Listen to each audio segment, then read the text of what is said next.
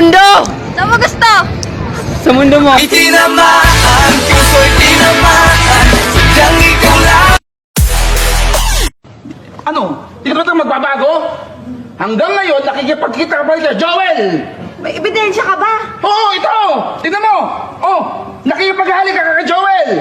Tanga-tanga mo talaga. Hindi man si Joel yan. Si Efren yan. Mas magaling kumain. Gusto ko na magka-baby. Gusto nga no? Gusto kita. Gusto ko itlog mo. Balut, ma'am. Gusto ko itlog mo. Sa asawa ko ito eh. Gusto mo patayin ko asawa mo? Opo, ilalabas ko ng itlog ko. Ikaw ay toxic! Bossy, pera, nasty! Chismosa, objective, plastic! Ayaw pa daig, what is happening? What is happening? Ikaw ay toxic! Mababaliw siguro ako pag nalaman kong may babae siya. Baka mapatay ko yung kabit. Silang dalawa, actually. Sa isang linggo, ilang beses ka makipagtalik sa asawa mo? Araw-araw sa!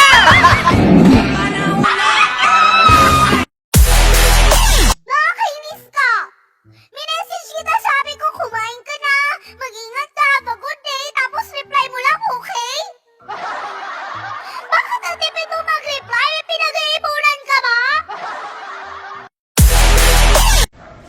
Alam mo, pag nalaman ko na gusto mo ko, lalayo na ako. Lalayo na ako sa iba. Ako'y tinamaan, puso'y tinamaan. Masarap ba yung asawa ko? Masarap ba? Masarap ba?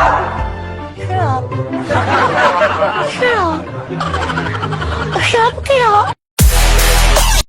So guys, sa mga nagsasabi dyan na peke yung boses ko, hindi po peke yung boses ko kasi ito talaga yung boses ko. Like, baby, when they look up at the sky, we'll be shooting stars just passing by.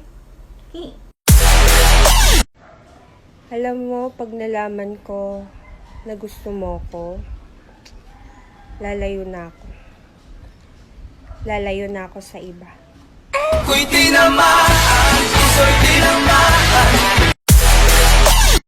Hala, gwapahan na ako. Uy, be, ang lips daw, be. Hala, pretty ka red. Uy, be, ang cheek daw, be. Hala, pretty ka, fing ka, ayo, vesh.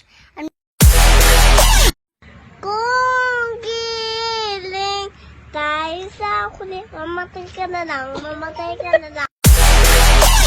Ang ganda mo ngayon na, parang wala kang jowa. Akala mo lang wala, pero wala talaga.